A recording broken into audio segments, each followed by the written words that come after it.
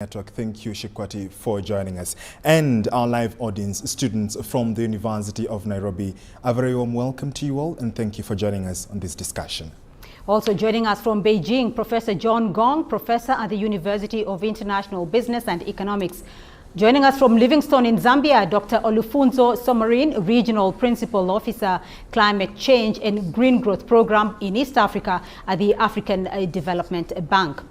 Professor Gong, let me start off with you because my starting point of this conversation is China's government report for 2024, which has a heavy focus on promoting green and low carbon development. Now, that report talks about advancing the energy revolution, tightening control over fossil fuel consumption, and a faster development of a new energy system. Tell us, what does China's energy revolution entail? Well, first of all, thank you very much for having me, Beatrice. It's great to be here, and also I represent the China Forum as well. Now, regarding your question, I think it's China's long-time policy of shifting the entire economy towards that direction of a green economy, a carbon neutral, emission neutral economy. It's more than just a agenda that benefits the earth, benefits people here, not just in China, but as well as in all parts of the world. But also it represents a lot of economic opportunities for the Chinese economy. Many Chinese companies have been standing at the forefront of moving towards that direction, in photovoltaic field, in electric cars, in other, related green technology related areas. Chinese companies are moving very fast, and it represents a lot of opportunities for the economy as well.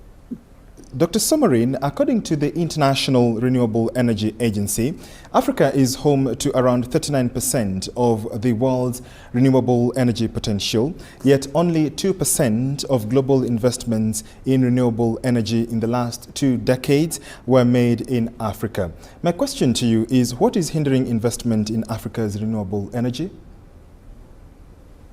What you've just mentioned is the unfortunate story of the continent that has got a huge potential when it comes to renewable energy resources on the ground.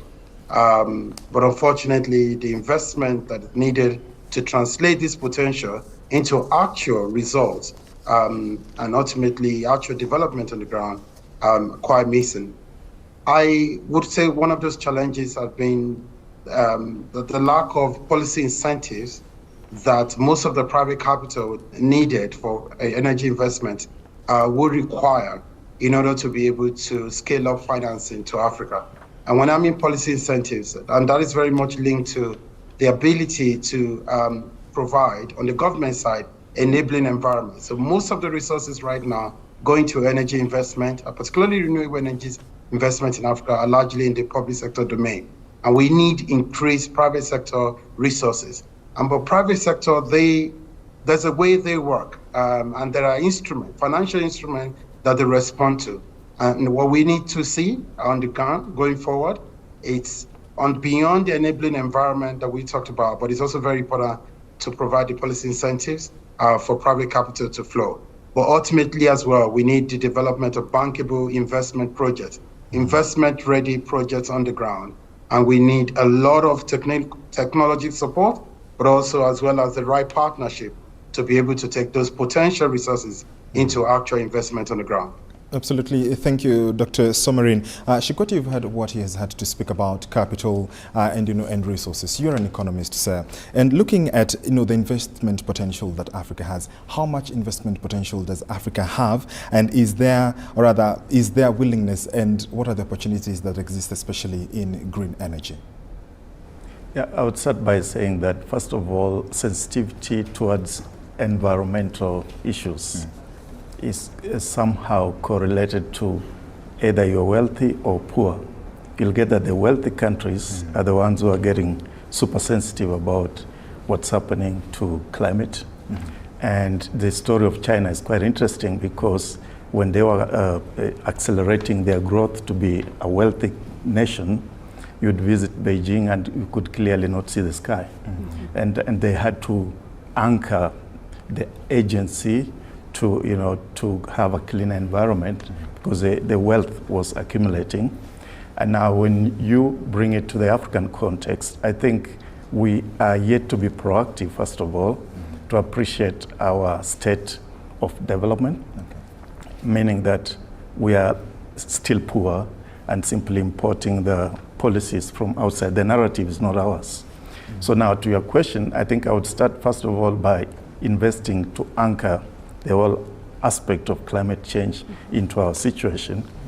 And then secondly, look at the resources we have and see how best we can then get the capital he's talking about on the basis of the wealth that we are yet to exploit. Otherwise, if we go with the older narrative, my fear is that we get converted into the belief of climate change, and then somebody comes and takes over our resources for free. So I wouldn't rush to simply ask for financing. I would first of all try to understand what's the game, who is gaining from this game, and then position Africa strategically to be an actor in the game. Right. So, Dr. Mba, let me come to you on the question of the energy deficit for Africa, because Africa accounts for only 4% of the global energy demand, and that accounts to about 600 million people currently lacking access to reliable electricity here. If we look at Africa's needs, is it possible to address Africa's large and growing energy needs while transitioning to sustainable energy production? Thank you very much. And I agree with what you're saying. Actually, the statistics, some others tell us it is actually 650 million Africans. And remember, these are not just figures. These are human beings like you and me who have been left out of development just because they have no access to modern forms of energy. So we have all these resources, yet at the same time we have got millions of people who have been locked out of development. So we have the capacity, as my colleagues have said, to exploit these resources. Now the question is, where do we start? We have the policies, do we have the technology? Do we have the willingness, for instance, the political willingness to do that? Because like in most of these countries, we have this issue of whereby we have been so much used to fossil fuels, and we have got major players, major investors in that sector who are not so willing, given all that they have invested and what they're gaining from that, they're not willing to make a quick change to the green energy.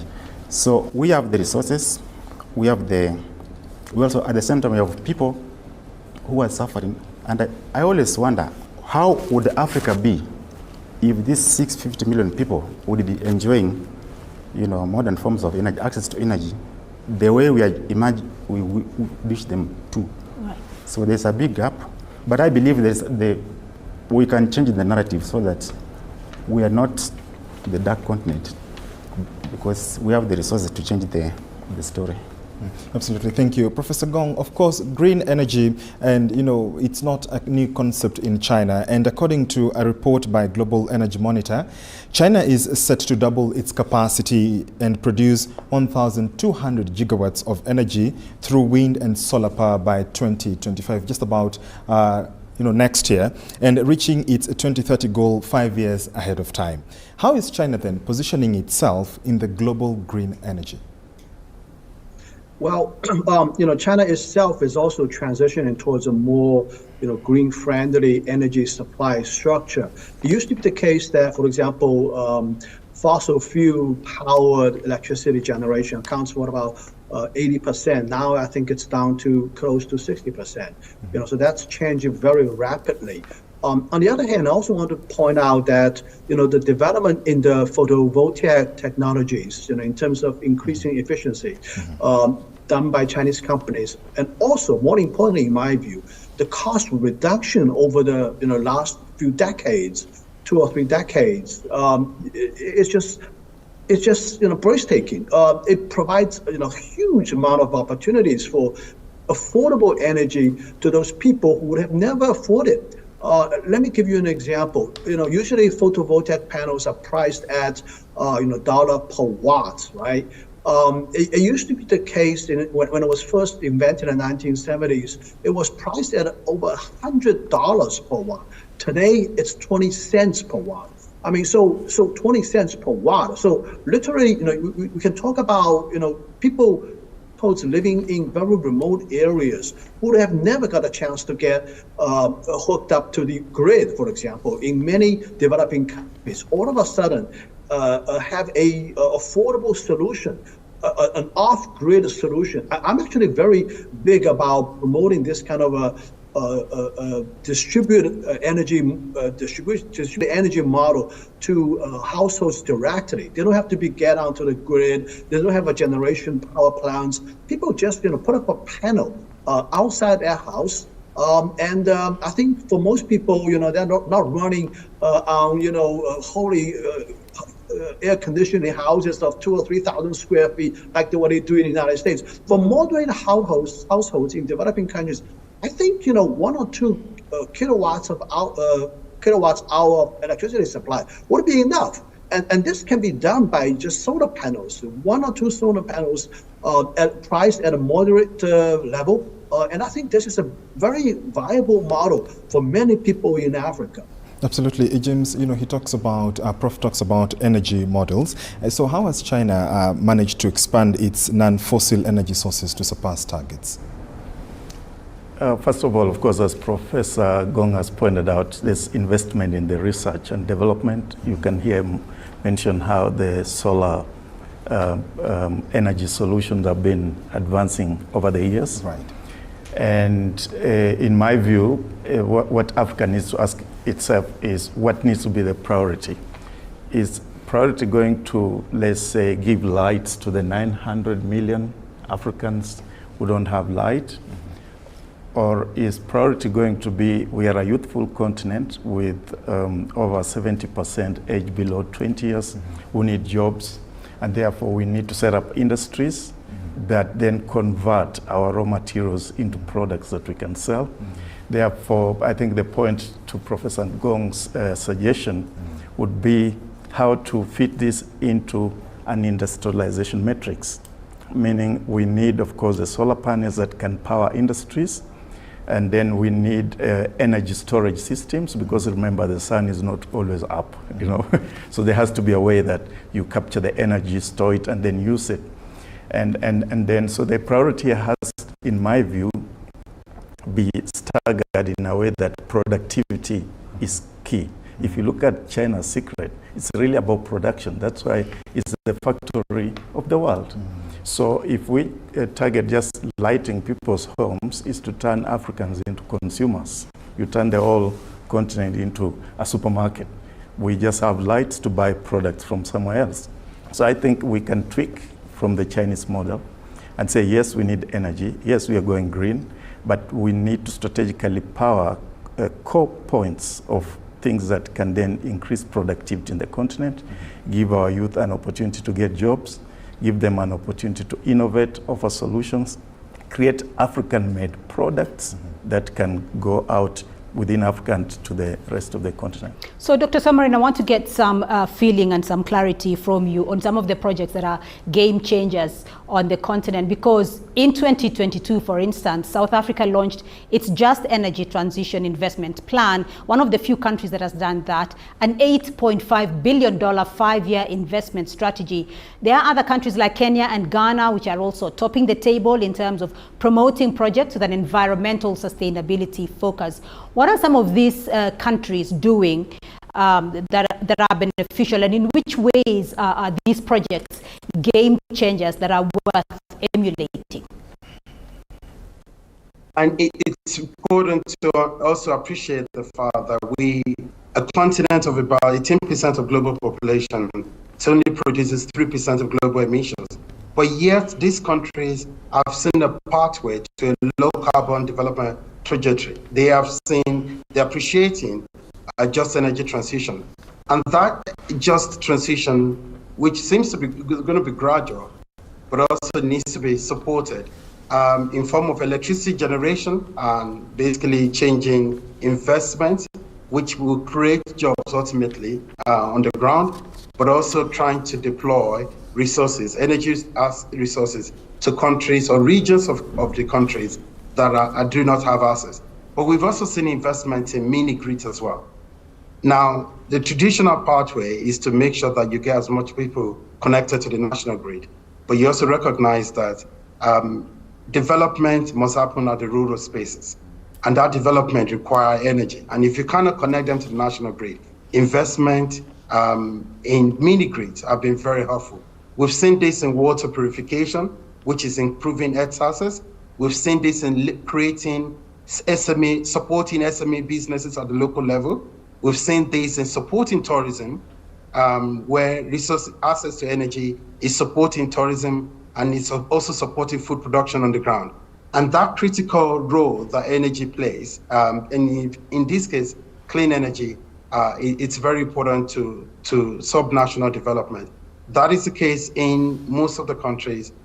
But what I want to say, and in the case of Kenya, right, is for a country that is already, relatively green, 93% of Kenyans' electricity generation comes from green sources. Now, the question is, what incentives are available to Kenya at the global level for going green? And that is the push that the bank continues to work with other partners. And secondly, to also help them to be competitively, to compete in the global trade systems, right, and to be able to produce goods that are labor green. And if those goods are labor green, given the context, they are able to get the best of prices in the global market. And that incentive is something that is very important. That should be important for a country like Kenya. So think about the European Union carbon border adjustment mechanism. Today, if you produce certain goods under high carbon intensity, you're going to be punished, so to say. Now, should there also be a mechanism where if you produce certain goods under low carbon intensity, you should also be rewarded? And this is the conversation that I think, the bigger conversation around green energy that is very important for countries.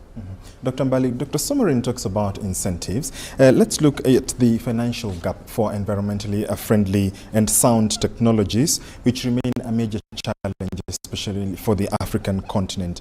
Now, in 2020 alone, only $6.07 billion was flowed into Africa, whereas the global exported technology value reached $1.17 trillion. That, of course, is a very huge gap.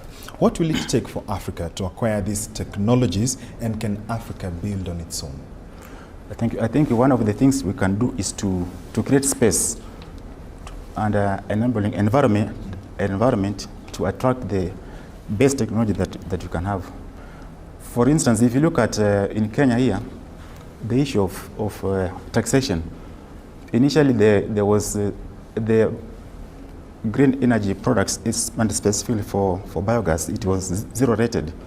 But later on, with the change in the act, I think that was 2020, the VAT went up again to 16%. So it makes it difficult even for investors to come and invest in the country. And you might remember also in 2017, the government, when we had the Energy Regulatory Commission, which is now EPRA, they said that every institution that uses more than 100 liters of hot water per day must have solar water heating systems. And the government said that by the investors were given, a 5-year grace period to comply.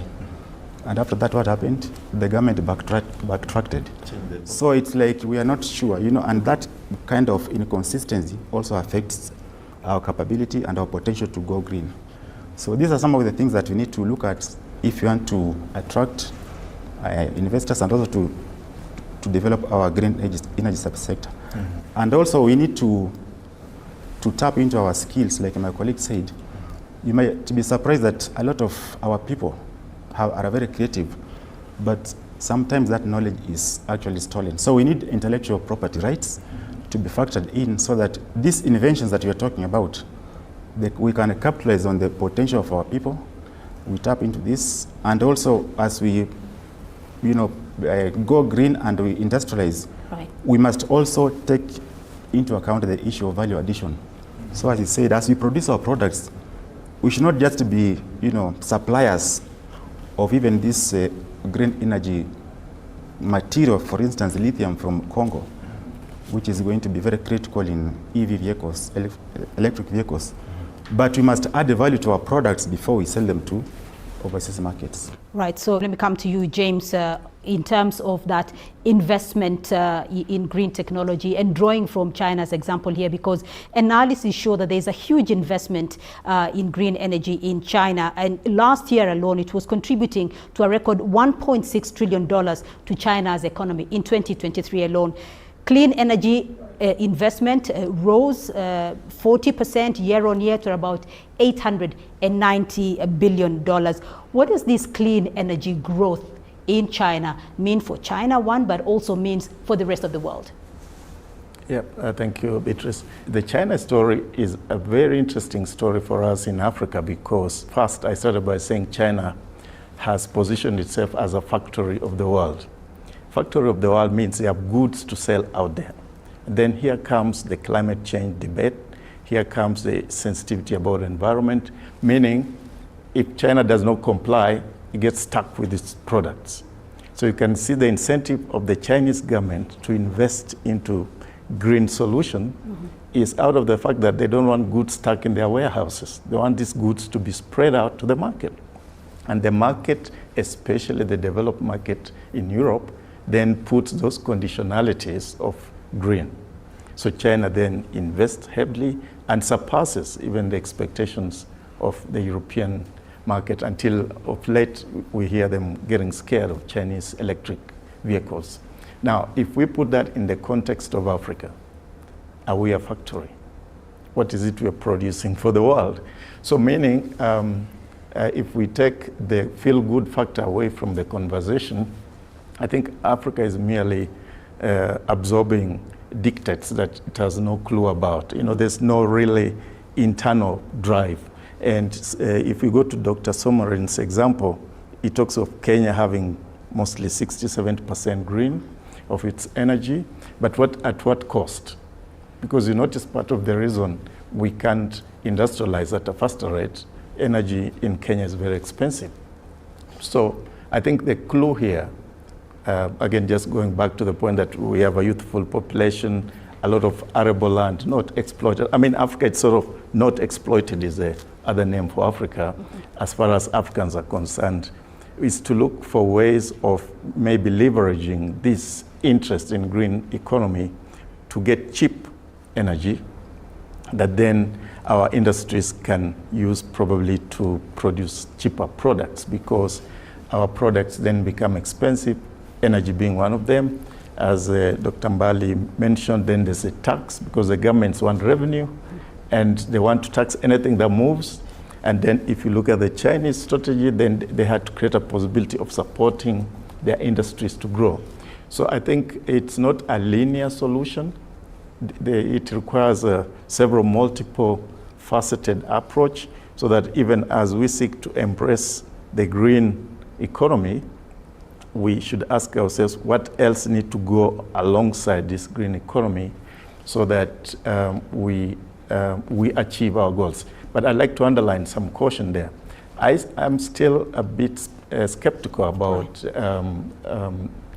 some of the underlying reasons that maybe scientists use to tell us what we need to do, because I've been doing a lot of research to find out how many African scientists, for example, participated in developing the core points of green economy. I get almost none. So I would say that's another area, even as we explore how to go green, to ask where is the African participation in this. Otherwise, I fear that it turns into some sort of religion that we must be converted, and therefore, if not converted, you know, develop. It doesn't work like that.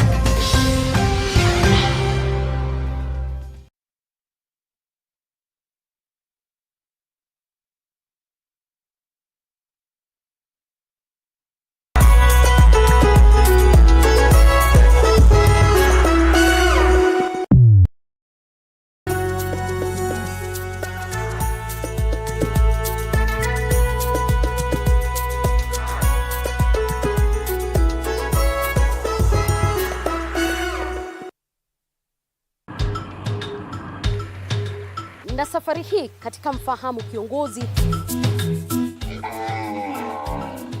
tutakuletea viongozi aina mbalimbali. Nikuwe na Nisani kama 10 na pia nikuwe menua minibus. Minibus nikoniwa. Kushinda unaangalia simu ya mzee. Soma Biblia ama ingia kwa washroom ujisugue. Mpaka nimetoa hivi. I don't know whether any of my children would want to get into the political field. Sijajua bado. Kila Alhamisi saa 1:30 kuendelea.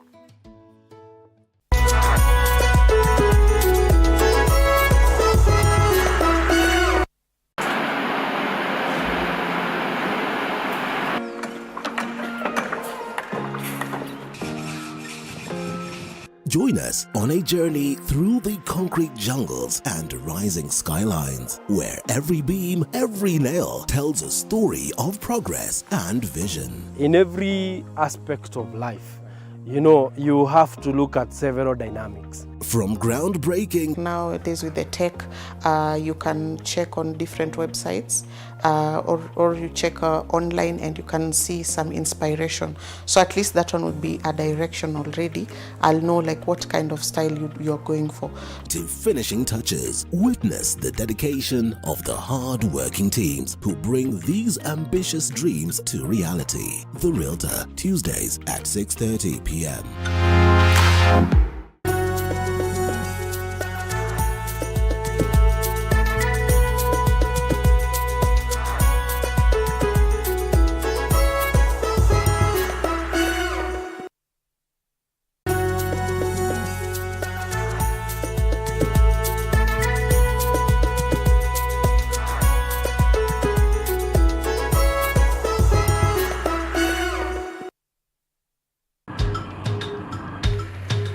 Na safari hii katika Mfahamu Kiongozi tutakuletea viongozi aina mbalimbali. Nikuwe na Nisani kama 10 na pia nikuwe menua minibus. Minibus nikoniwa. Kushinda unaangalia simu ya mzee. Soma Biblia ama ingia kwa washroom ujisugue. Mpaka nimetoa hivi. I don't know whether any of my children would want to get into the political field. Sijajua bado. Kila Alhamisi saa 1:30 kuendelea.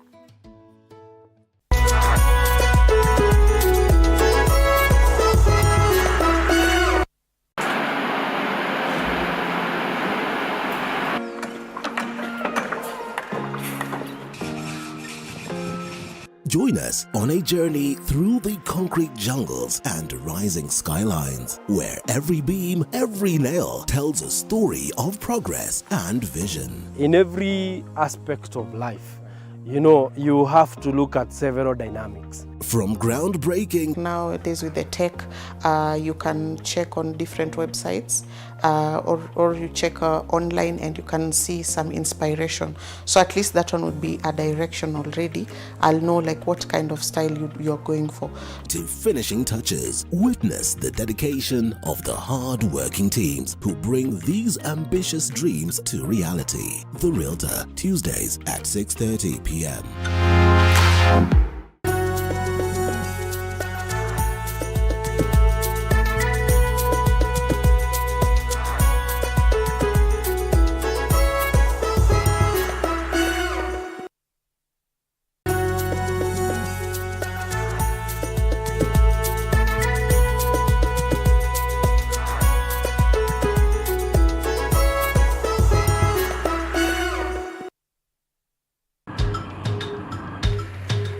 Na safari hii katika Mfahamu Kiongozi tutakuletea viongozi aina mbalimbali. Nikuwe na Nisani kama 10 na pia nikuwe menua minibus. Minibus nikoniwa. Kushinda unaangalia simu ya mzee. Soma Biblia ama ingia kwa washroom ujisugue. Mpaka nimetoa hivi. I don't know whether any of my children would want to get into the political field. Sijajua bado. Kila Alhamisi saa 1:30 kuendelea.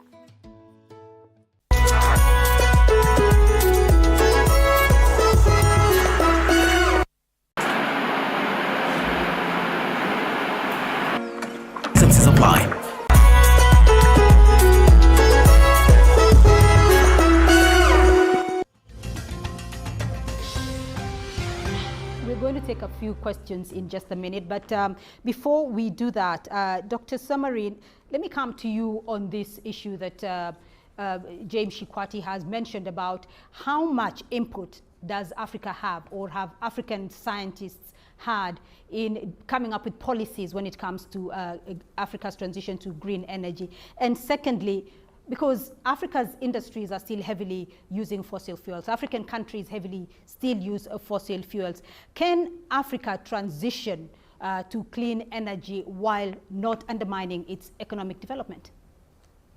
We're the region with the lowest pace of development across the world. And we need scale and speed when it comes to development in Africa. We need to do big things within a short period of time. And that is non-negotiable. And I think the truth about it is, again, like I said, we're just barely 3% of global emission.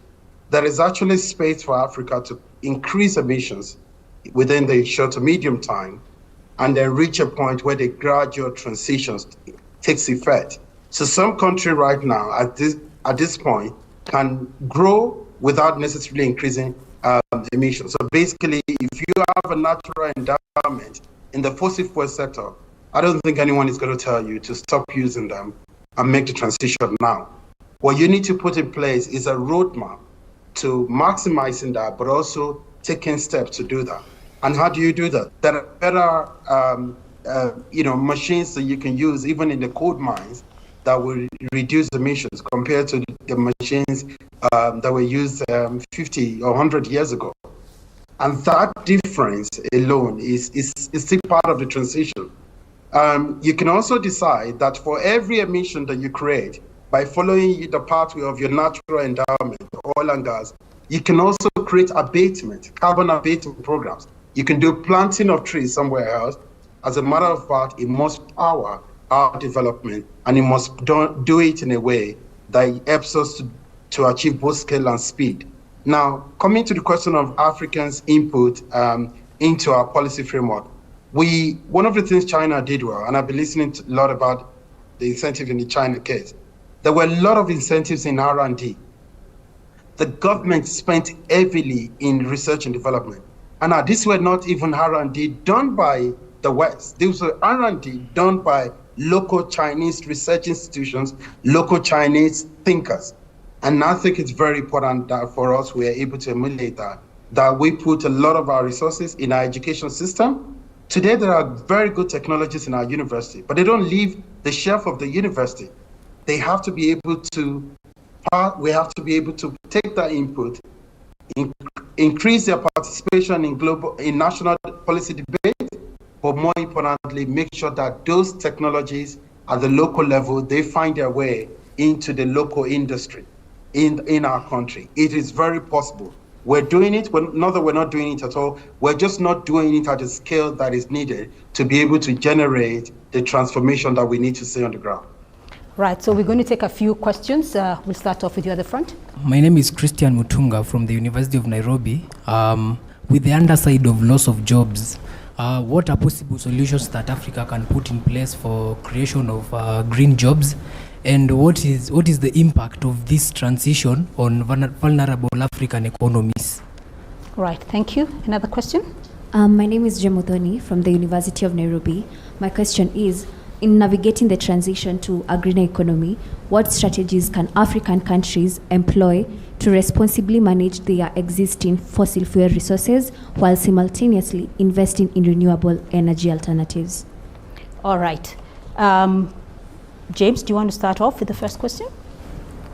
Yeah, well, green jobs sounds good. Yeah. I think, first of all, if you go back to what Dr. Somarin said with the research and development, that's already job offering opportunity, because you notice we use the Kenyan example where our energy is expensive, and how can we have some of you folks be part of the research team that can bring down the cost of energy, I know part of it is due to policy, as Dr. Bali mentioned, meaning they are gatekeepers who don't want new solutions because they gain from this awkward, expensive situation. So you see, it could start with just innovation is not always about machines. Policy innovation also is part of innovation. So we could start having you participate in innovative ways of how we channel our policy making in Parliament, not only in Kenya, but across other countries, to bring the cost of energy down. And then the second part, of course, is how to connect with industry.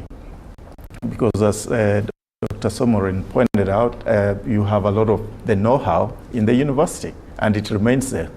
But there's industry out here also struggling to get your know-how, but they have no clue how to get to that know-how. So creating strategic partnerships is really between, let's say, university research institutions and industry can take us to the next level.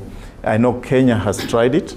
There is an agency in this country that connects, it's experimenting with connecting industry with the university. So you dual work together on a research component to produce a product. Universities don't produce products, they produce papers. Industries don't do papers, they produce products. So I can imagine if that's replicated across the continent, where universities are not just to churn out degrees, but to work with the SMEs, work with the existing industries to churn out products, it can then provide jobs, then it can provide the necessary know-how and technology for us. And then, of course, we don't forget the Chinese experience, right?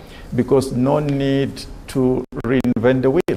I mean, if the Chinese have done it under those difficult circumstances that they faced, what can stop us from doing that? So the point would be to look at how we can do knowledge sharing, or maybe joint research, for example, African universities, Chinese universities, African industries, how do you work jointly then to create a possibility for the next step. But remember, I conclude, if we do not have products, we do not have the pressure to innovate. Right. The Chinese had lots of products, and they knew if they don't innovate, they'll be stuck with the products in their warehouses.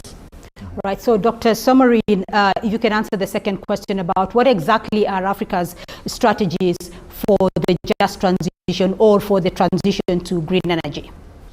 I'll probably give 3 points in the interest of time. The first is always a place of policy environment. The biggest driver of change in any country is the policy, because the policy lays out the strategy of the country, it lays out the kind of people that we want to work with.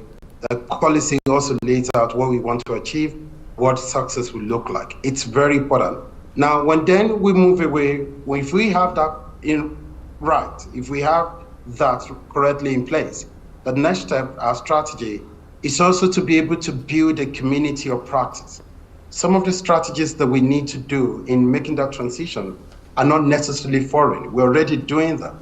We may not be calling them a transition strategy, but we're already doing them. Look, the value behind investment in renewable energy is it makes economic sense. It is your national endowment. It offers you an opportunity to transform them to the benefit of your people and generate revenue and economic opportunities for you.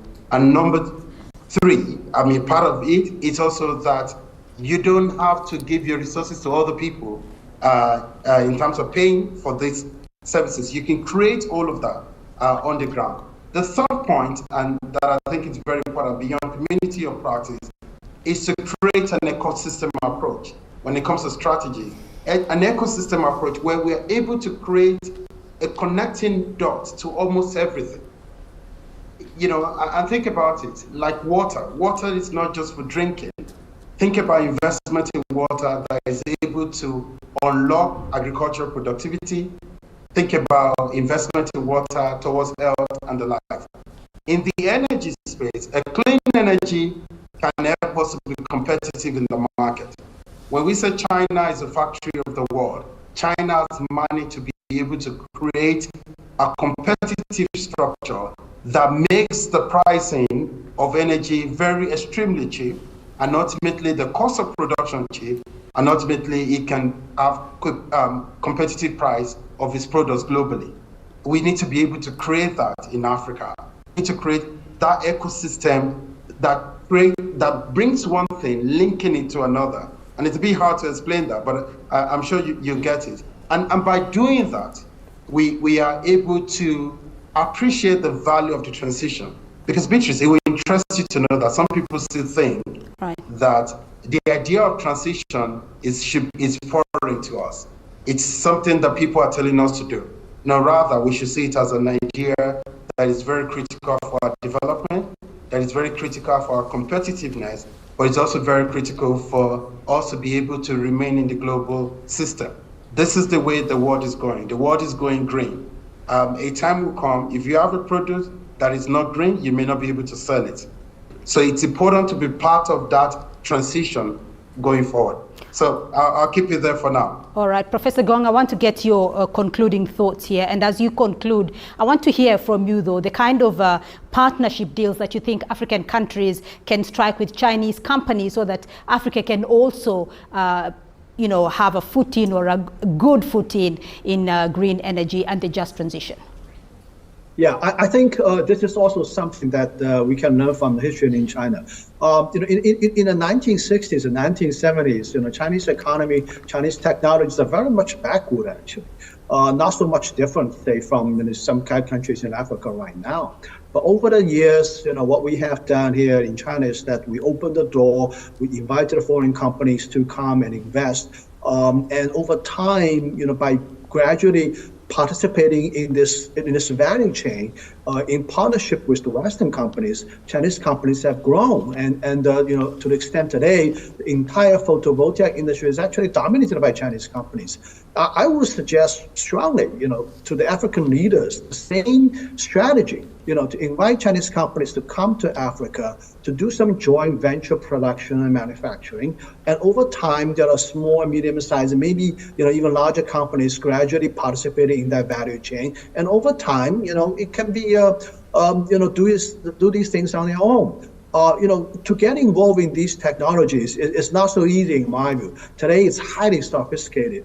I can tell you, for example, in some photovoltaic shops here in China, it's the run 24 hours. The factories are entirely dark. No people are working in it. It's 100% automated. This kind of technology is not that easy to develop. So I would strongly suggest that, do some partnership to insist, for example, to have local production in Africa in exchange for market access. These are the, proven strategies that the Chinese government has done in the past. So I think foreign direct investment, local production, joint venture partnership, these are the keywords that I recommend to African leaders. Absolutely, indeed. And as we enter the home stretch of this conversation, my question to you, gentlemen, as you wind up, and I'll begin with Dr. Somarin. Let's look at Africa's green energy vision and the Nairobi Declaration issued by the chair of the African Union Commission last year stated a commitment to tripling renewable energy capacity and doubling energy efficiency by 2030. What are the realities, or is this just lofty thinking? No, thank you. Thank you to you and to Beatrice for a very brilliant conversation, and to the rest of the panel as well. Mm-hmm. And this is the beginning of a long conversation. So we've touched on a number of points here.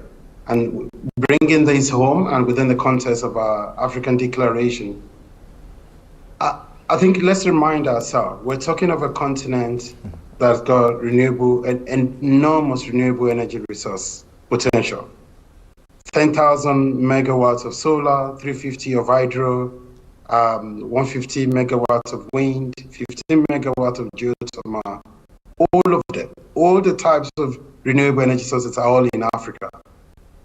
Now, but potential is not enough. We need to translate this to result. We've seen countries that have been able to make this move within a short period of time, and Kenya is one of them. And my starting point is, let's reflect on the things they've done very well.